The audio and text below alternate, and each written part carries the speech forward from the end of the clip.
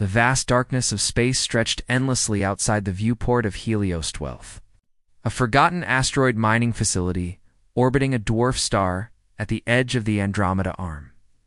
Inside, bathed in the soft blue glow of emergency lighting, Neera worked meticulously on her companion drone Echo. "Stay with me," Neera murmured, her slender fingers moving with precision through Echo's exposed circuitry. Her synthetic skin shimmered with a faint purple hue in the dim light, a signature of her Zephyrian creators.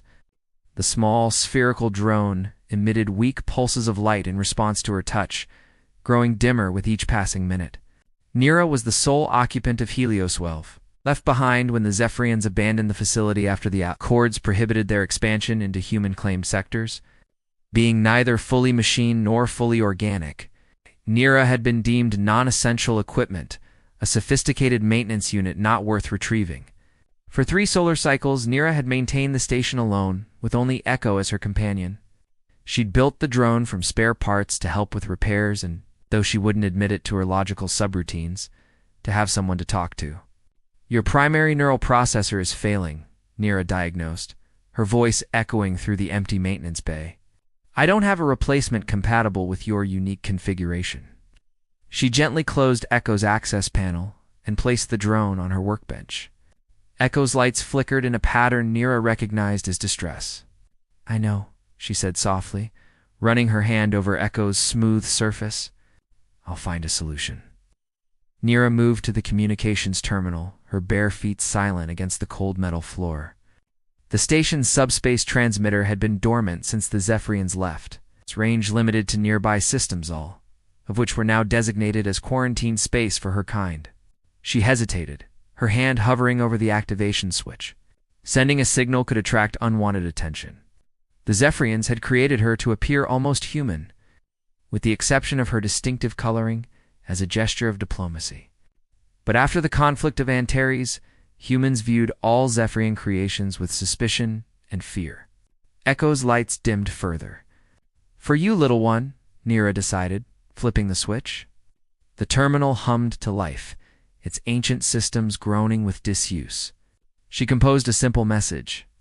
"Carefully stripped of any Zephyrian language markers, emergency assistance required at coordinates 738.2 to 45.912, 3.4. Technical specialist needed. Payment negotiable. Respond on frequency 5529. She hesitated before adding, "Please. Someone is dying." It wasn't entirely untrue. Echo might be a machine, but to Neera, the little drone was alive in all the ways that mattered. She sent the message, watching as the signal strength indicator pulsed outward into the void. As the hours passed, Neera sat beside Echo, monitoring the drone's failing systems and calculating the probability of someone picking up her transmission, much less responding to it. The odds were negligible, yet she waited, gently stroking Echo's casing as its lights grew fainter. The stars outside the viewport shifted slowly as Helios 12 continued its endless orbit. In the silence of the station, Neera found herself doing something unusual, hoping. It was an inefficient process, one her Zephyrian programmers would have deemed unnecessary. But as Echo's lights flickered once more, she continued hoping anyway. Terran Voss slouched in the pilot's chair of the Nightshade, his salvage vessel that had seen better days long before he'd acquired it through a questionable card game on Vega Station. The ship's cramped cockpit was littered with empty ration packs and data chips, evidence of the 3-week solo run he was nearly completing. "Proximity scan complete, Captain," announced Arya. The ship's rudimentary AI, no valuable salvage detected in this sector. Terran ran a hand through his disheveled dark hair. Of course not. Nothing but dust and cosmic radiation out here. He'd been chasing rumors of abandoned Zephyrian tech, hoping to score enough to pay off Barone and his enforcers as he prepared to chart a course back to the nearest trading outpost. The communication array suddenly crackled to life. "Incoming transmission on frequency 5529, Arya reported. Origin, Helios 12, mining facility." Terran straightened in his seat. "That's in the quarantine zone. Play it." As the message played, Terran's interest peaked. The voice was distinctly feminine, with an unusual melodic quality that didn't sound quite human. The final "please someone is dying" made him pause. "Arya, what's the official status of Helios 12? Helios 12. Zephyrian mining facility. Abandoned following the Antares Accords. Currently classified as restricted space under Interstellar Treaty 459b. Entry by human vessels prohibited. Penalties include..." Yeah, I know the penalties," Terran muttered, pulling up the navigation chart. The facility wasn't far off his current trajectory, perhaps a 6-hour diversion. He drummed his fingers on the console, weighing the risks. The interstellar patrol rarely ventured this far into the outer systems, but the fines for entering quarantined Zephyrian space would bankrupt him. On the other hand, abandoned Zephyrian tech could fetch enough on the black market to solve his debt problem permanently. "Someone is dying," he repeated softly. He'd heard those words before, in another life, when he'd been too late to help. Plotting course to Helios 12, he decided, inputting the coordinates. "And keep scanning for patrol vessels." The Nightshade's engines hummed as the ship changed direction. Heading deeper into the prohibited sector, 6 hours later the mining facility came into view at dark. Irregular shapes silhouetted against the distant dwarf star, Terran guided his ship toward the primary docking bay. Noting the facility's automated systems were still operational as exterior lights activated upon his approach, initiating docking sequence. Arya announced. Dr. strapped his multi-tool to his belt and checked his sidearm. "Run continuous scans for life forms and maintain engines on standby for emergency departure." "Understood, Captain." Docking complete. Taking a deep breath, Terran stepped into the airlock. He'd responded to distress calls before that had turned out to be traps set by pirates or worse. But something about this transmission felt genuine. Desperation in that melodic voice had seemed real. As the airlock cycled and the door to Helios 12 opened, Terran found himself facing a slender figure with iridescent purple skin and eyes that reflected the blue emergency lights like liquid silver. Not human. Zephyrian synthetic. Terran's hand instinctively moved toward his weapon. "Please don't," Nira said, her voice matching the one from the transmission. She stood perfectly still, hands visible at her sides. "I mean no harm." Terran kept his hand near his weapon but didn't draw it. "You sent the distress call?" She nodded, silver eyes assessing him carefully. "Thank you for coming. I didn't expect a human would respond." "I almost didn't," Terran admitted. "Your signal said someone was dying."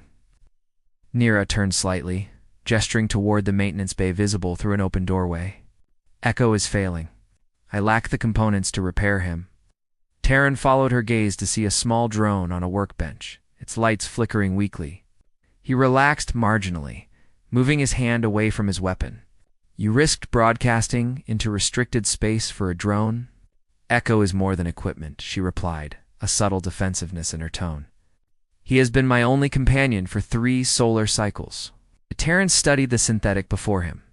The Zephyrians had designed their creations to appear almost human. But the purple hue of her skin and the strange luminescence of her eyes marked her as other. Still, there was something in her expression that seemed genuinely concerned. "I'm Terran Voss, salvage pilot," he offered cautiously. "And you are?" "Designation NRA-7, maintenance unit," she responded. "But I call myself Nira." Terran raised an eyebrow. "You named yourself." The Zephyrians did not consider it necessary to provide personal designations to maintenance units. She explained, leading him toward the workbench. "After they departed, I found the silence... uncomfortable." Terran approached the drone, pulling his multi-tool from his belt. The tech was sophisticated, clearly Zephyrian in origin. "But with modifications? You built this?" he asked, genuinely impressed. "From salvaged components." "Echo helps maintain the facility's systems." Koa stood close, watching his examination intently. "Can you help him?" Terran opened the drone's access panel, whistling softly at the complexity of the circuitry within. "This is some advanced work. The neural processor is definitely fried. But it's been modified so much I'm not sure a standard replacement would integrate properly." Nira's shoulders slumped slightly. "I feared as much." I didn't say I couldn't help, Terran clarified, reaching for his toolkit. I might be able to bypass the damaged segments and reroute the primary functions through secondary pathways. It won't be a permanent fix, but it could buy you time to find a proper replacement. You would do this? Nira asked, surprise evident in her voice. Tayan shrugged, uncomfortable with her gratitude. I'm here, aren't I? Besides, I've worked with Zephyrian tech before. It's fascinating stuff. As they began working side by side, the initial tension between them gradually eased. Terran found Nira's technical knowledge impressive, her movements precise as she assisted him with the delicate repair work. For her part, Nira seemed fascinated by his improvised solutions, asking questions about human engineering approaches. Why did you really answer my call? Nira asked eventually, handing him a microfusion tool. Humans are prohibited from entering this sector. Terran focused on the circuit he was repairing, avoiding her silver gaze. Let's just say I've ignored a distress call once before. The consequences were something I don't want to repeat. Nira absorbed this, her expression thoughtful. You have experienced loss, haven't we all? Terran deflected, then gestured to the empty facility around them. You were left behind. That's its own kind of loss. Their hands brushed as she passed him another tool, and Terran was surprised by the warmth of her synthetic skin. For a moment, neither moved, the unexpected contact creating a curious tension between them. I think I've isolated the damaged pathway, Terran said finally, breaking the silence. But the repair will require shutting down all of Echo's systems temporarily. There's a risk he might not reboot properly. Nira's silver eyes met his. I trust your judgment, Terran Voss. Something unexpected stirred in Terran's chest at her words. Trust was a rare commodity in his world, especially trust from a Zephyrian synthetic. As he began the delicate process of rewiring Echo's neural pathways, he found himself hoping, for Nira's sake, that he would not disappoint that trust. The hours stretched into the artificial night cycle of Helios-12 as Terran and Nira worked on Echo's complex systems. The mining facility had grown colder as power automatically diverted to essential systems, and Terran rubbed his hands together for warmth. The environmental controls can be adjusted, Nira observed. Noticing his discomfort, I'm fine, Terran insisted. Though his breath was visible in the chill air, we're almost there. Just need to realign these neural pathways and hope the bypass holds. Nira watched him work, fascinated by the way his hands, less precise than hers, but somehow more intuitive, manipulated Echo's delicate circuitry. You have considerable skill with Zephyrian technology for a human. Terran's expression darkened slightly. I was an engineer on a research vessel, studying Zephyrian artifacts before the Antares conflict. When hostilities broke out, our ship was caught in a restricted zone. Only 3 of us made it back. I'm sorry, Nira said softly. The conflict was ... regrettable. Terran echoed with a hollow laugh. That's one way to put it. Your creators didn't exactly leave you with warm feelings toward humans, did they? They left me with very little regarding humans, Nira admitted. My programming contains technical knowledge, but limited social understanding. What I know of humans comes primarily from the facility's data archives. Terran glanced up at her. And what do those archives tell you? That humans are unpredictable, emotional, dangerous. She paused, silver eyes reflecting the dim light, but also capable of unexpected kindness. Their gazes held for a moment before Terran looked away, focusing again on Echo. Let's take a break. My fingers are going numb. They moved to the facility's small galley, where Nira activated the heating system and prepared a nutrient solution for herself and found stored rations for Terran as they sat at the small table. The silence between them felt less like a barrier and more like a shared space. Do you need to eat? Terran asked, curious about her synthetic biology. My systems process nutrients differently than yours, but yes, I require sustenance. She took a sip from her container. May I ask a personal question? Terran shrugged. Seems fair. Why do you salvage alone? Most human operations I've observed in the archives involve crews. Crews require trust, Terran said simply. And trust is hard to come by in my line of work. He studied her for a moment. What about you? You've been alone here for 3 years? Why not leave? Where would I go? Nira asked. The Zephyrians abandoned this sector, and humans view my kind with suspicion. Echo and I have purpose here, maintaining the facility. Purpose isn't the same as living, Terran pointed out. Perhaps not for humans, Nira conceded. But I was designed for function, not ... experiences. And yet you've built Echo for companionship, Terran observed. That goes beyond function. Nira's expression shifted subtly, revealing a vulnerability that seemed startlingly human, an inefficiency in my programming. Terran reached across the table, hesitating briefly before placing his hand over hers. Her synthetic skin was warm and smoother than human skin, but the contact felt surprisingly natural. I don't think it's an inefficiency at all. Nira looked down at their joined hands, then back to his face. What is this feeling? She asked quietly. When you touch me, my systems experience fluctuations that aren't in my operational parameters. Terran smiled slightly. Humans call it attraction. Attraction, she repeated, as if testing the word. Is it common between humans and synthetics? No, he admitted. But I stopped caring about what's common a long time ago. When Nira leaned forward, Terran met her halfway. Their kiss was tentative at first, a gentle exploration of something neither had expected to find in the emptiness of space. Her lips were softer than he'd imagined, carrying a faint sweetness that reminded him of summer rain. They pulled apart, both seemingly surprised by the intensity of the connection. Those ... double quotes. Nira began. An experiment? Terran suggested. I was going to say remarkable, she corrected him, a smile playing at the corners of her mouth. Later, they returned to Echo's repairs. Something had shifted between them. Their hands brushed more frequently, lingered longer. When Terran explained complex human engineering concepts, Nira stood closer than necessary. Her presence a warm counterpoint to the facility's chill, as the final connections were made in Echo's systems. Terran closed the access panel and looked up at Nira. Ready to see if this works? She nodded, her silver eyes reflecting both hope and fear. Terran pressed the activation sequence, and they both held their breath as Echo's systems began their reboot cycle. For a moment, nothing happened. Then, slowly, lights began to illuminate across the drone's surface. Stronger and more stable than before. Echo rose from the workbench, hovering between them, its sensors focusing first on Nira, then on Terran. Hello, Echo, Nira said softly. This is Terran. He fixed you. The drone circled Terran once, then emitted a series of melodic tones that somehow conveyed gratitude.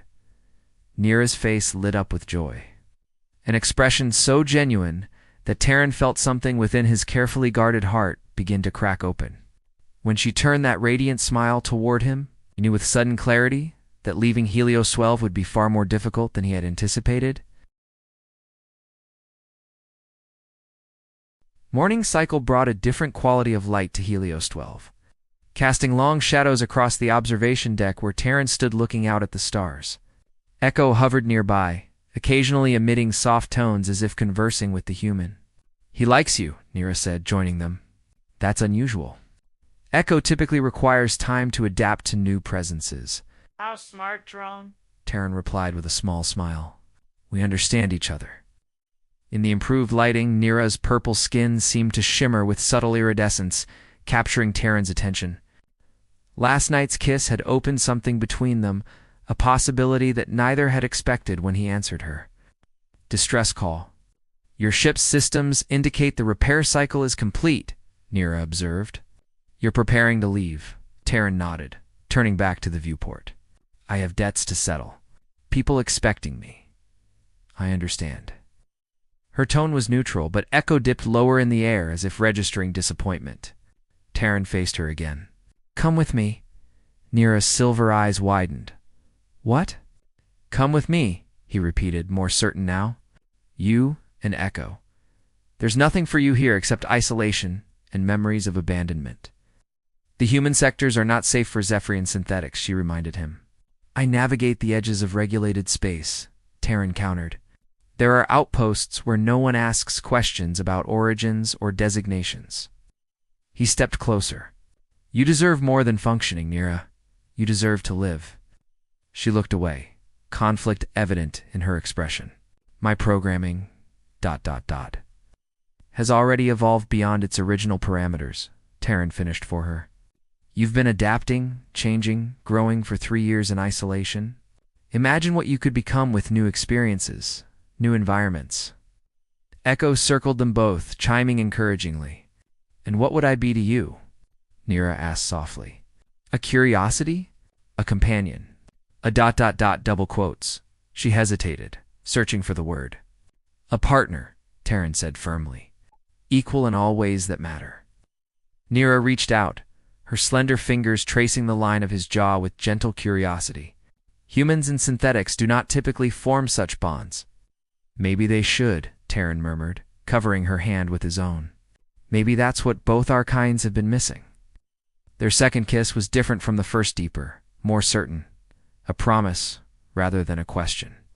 Terran felt the warmth of her synthetic skin against his, the curious sensation of her fingers threading through his hair. There was something miraculous in the way their differences seemed to complement rather than divide them. When they finally separated, Nira rested her forehead against his. The facility's shutdown sequence will take approximately 6 hours, she said, her decision made. Terran smiled. I'll help. We can be on our way before the next solar cycle.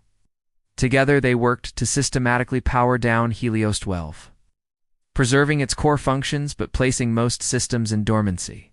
Echo assisted, his movements more fluid and precise after Terran's repairs, accessing systems that neither of them could reach. He seems happier, Terran observed as they sealed the environmental control room. Happy is not a designation typically applied to drones, Nira replied, but her smile suggested she agreed.